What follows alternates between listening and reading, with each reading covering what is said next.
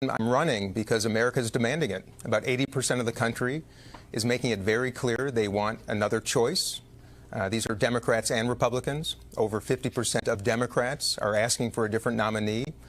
And thank goodness we live in a country of democracy, where competition, where the freedom to make choices and your vote matters. And having choices and having options is integral to democracy. And that's the answer. I'm answering that call right now. I'm listening to too many people, I have been for a long time, that want change, that want to pass that torch to a new generation. The problems that we are facing are ones that my generation and future generations can, should, and will attack. But we can't do it the old way, and we've got to do it together. We've got to repair this nation literally and figuratively and get to work. And I'm going to make that case thoughtfully, gracefully, and with fortitude, because we are facing some significant challenges and an existential threat to the very democracy that we love so much. I admire the president. I voted for those policies because they're good ones, and they will be making a difference over time. I'm not running against Joe Biden. I'm not running against President Biden. I'm running for the future. Yes, we have some policy differences, but I'm a proud Democrat. And what I'm hearing every single day, and I know all of my colleagues are as well, both Democrats and Republicans, is that the cost of living in America is terrifying for people right now. It's too high. Things that were affordable are no longer. Mortgage rates are going up. Fuel is too expensive. Food is too expensive. People can't afford child care. And we're spending almost $1 trillion a year defending the very people who can barely make ends meet. 60% of Americans are living paycheck to paycheck. About 40% cannot even afford a $400 emergency repair. And I'm afraid we have people protecting their positions of power instead of protecting the American people who are desperate for someone to listen to them. And if I can make that change, if I can be that ear and then that voice and then that president, that's how this system is supposed to work. And I might also say, those who might fear choice or who fear freedom, I don't think are on the side of democracy, and that is very troubling in a time like this. And I'm running for president because America deserves to have someone listen to them. I am someone that feels so deeply that this system is so broken, is so corrupt, and is so in need of someone who does not come from 50 years of spending time in Washington, a culture of conflict instead of cooperation. I know what America wants. I'm part of the exhausted majority. I know tens of millions of people are as well. And I also want to make it clear, because I admire Joe Biden, I also am a proud Democrat. I would not run as an independent. In fact, I encourage all the third-party candidates to enter the primary. Cornel West, Robert Kennedy, the No Labels effort. I think that would be the most traumatic, dangerous decision possible. I want people to actually enter the primary because that's how we do it in America. And frankly, I'm still extending an invitation to more, because we need more contributions in our political lives. We need more competition, and we need more participation. That's why I'm doing this, and I'm doing it with joy.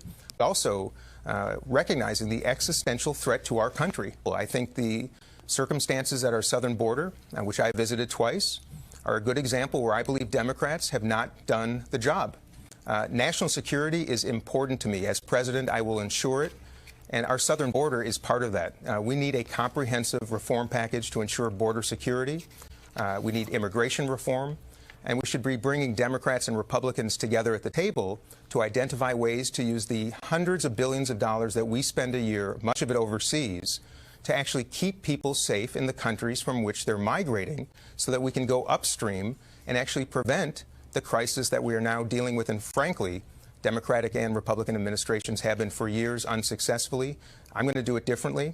I'm going to do it in a bipartisan fashion, and I'm going to get the job done because I'm sick of people making those promises who do not have the intention, in my estimation, of actually accomplishing it. Look, building a wall is like a medieval notion. It doesn't work. In some places, having barriers works. But we have the finest technology in the entire world right here in the United States. We have some of the finest human beings in the entire world right here in the United States. We should resource them appropriately. Our infrastructure at the border, for anybody who has been there, is embarrassing, and it's appalling, and we are better than that, and we should be investing better than that. I also believe, like I said, I think we should be spending our money overseas to keep the problem from occurring, not when it reaches our border, but before it gets to our border. That's how we should do things in America. Instead, we tend to throw money at problems thinking it might solve something. We have to make a totally different look at it. We have to change the policies, and We've got to maintain the American brand of welcoming refugees, those who desire opportunity and liberty and freedom. That's who we are. And if we ever lose that, Kristen, then we are a failed nation. I will never let that happen. We can do both, and I'm tired of politicians on both sides of the aisle too regularly saying there's only one way or the other. The truth is, two things are often true at once. And until we have leadership in both the Congress and the White House that acknowledges that, we're not going to do better. And as long as Republicans think they can beat the country, or Democrats think they can beat the country, it's not going to work. We got to beat our problems by working together. It's as simple as that. And I've not seen that in the way that I believe we need and that I will bring. I come from the private sector. I spent much of my career in business before becoming a member of Congress. And the way we found solutions is to go upstream. And the way to do so in this case is not to simply address the issue once it reaches our border, rather address the issue before it gets there. I serve on the Foreign Affairs Committee. I'm the ranking member of the Middle East, North Africa, and Central Asia Subcommittee. I know how we're spending our dollars overseas, and I believe we can do so more effectively and more efficiently, including in the countries from which most of the migrants are leaving because they are unsafe. They want to find economic opportunity and security for their families, just like so many of our foremothers and forefathers, including my own. And I believe we should be adjudicating asylum cases in countries of origin. I believe we should be investing in the countries to keep people safe, provide economic opportunity. We would spend a whole lot less and save a whole lot more, both in money and human lives. And yes, we should be employing the most extraordinary 21st century technologies. In some cases, it's barriers. We should listen to the professionals and not politicize the issue. I've gone to 2 trips I've taken to the southern border. It is appalling. It is appalling. It's a failure of many administrations over many years. We can do better. There are other areas that I'd try to do better. We should have zero-based budgeting. So instead of just throwing more money every year after solutions that may not working, start from scratch. Identify our priorities that are most important to Americans, resource them appropriately. We don't have a health care system in America. We have a sick care system. We have no mental health provision in this country. And if you can find it, you can't pay for it. It's too expensive. We don't have a child care solution right now. We're one of the only developed countries in the entire world that doesn't. I'm listening to people. I'm hearing this every day. America is not affordable. And if these do not become the priorities of the next administration, as they will under mine, then we're in trouble. And that's where we have to refocus our efforts. This is not running against the president. It is running for the future. A lot of what he has done is exceptional. I voted for it. I helped market it. I'm going to do better by listening and identifying how we're going to pursue the future in a much more unified, effective way than we have in the past. And I know people are ready for it. I am younger. I have different ideas. I have a different life experience. I've not spent 50 years in Washington. I think that is actually part of the problem. That's why I believe in term limits. I think we should have a rotation of public service in our country. We have a crisis of participation. You can see how it's affecting even primaries. Instead of encouraging people to actually run, we're trying to disincentivize them from doing so.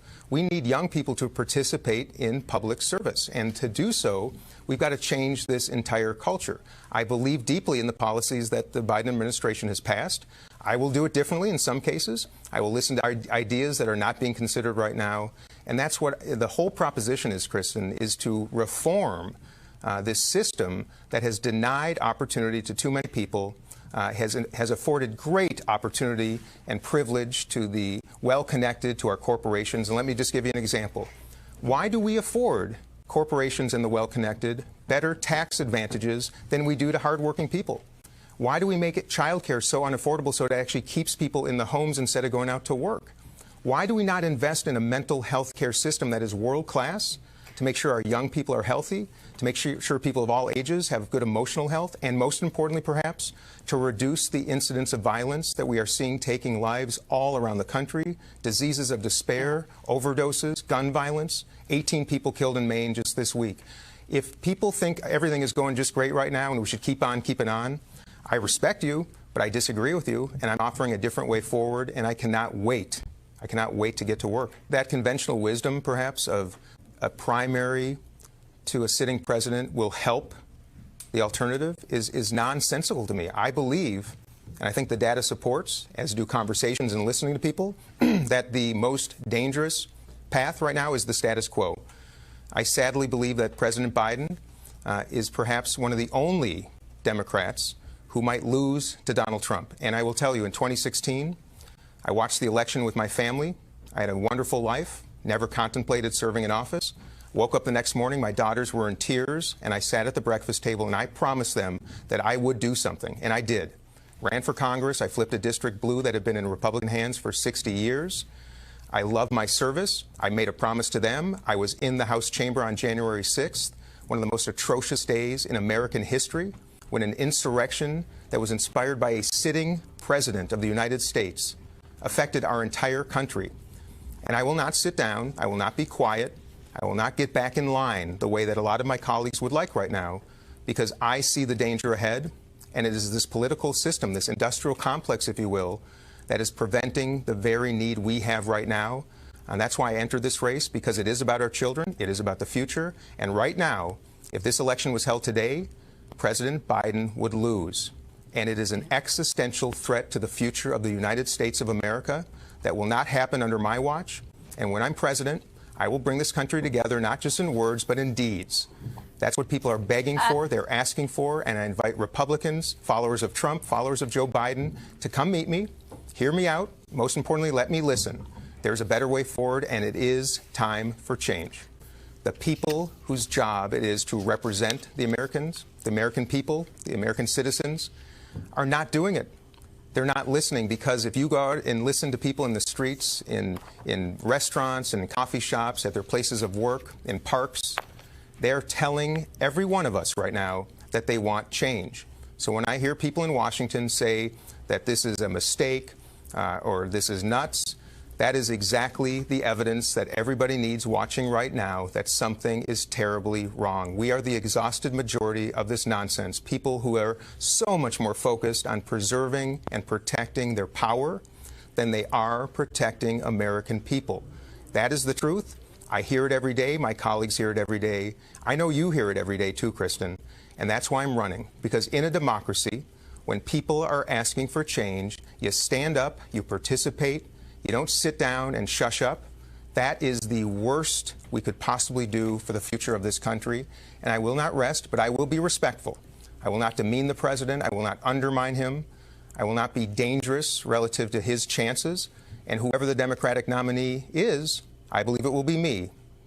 But if it is someone else, I promise to do everything I can, every ounce of energy, every moment of my day, to ensure that he or she is elected, because that's how important it is right now.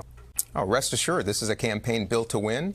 The difference is that most people who run for president have spent decades preparing for it personally, building organizations, planting the seeds, protecting their positions of power.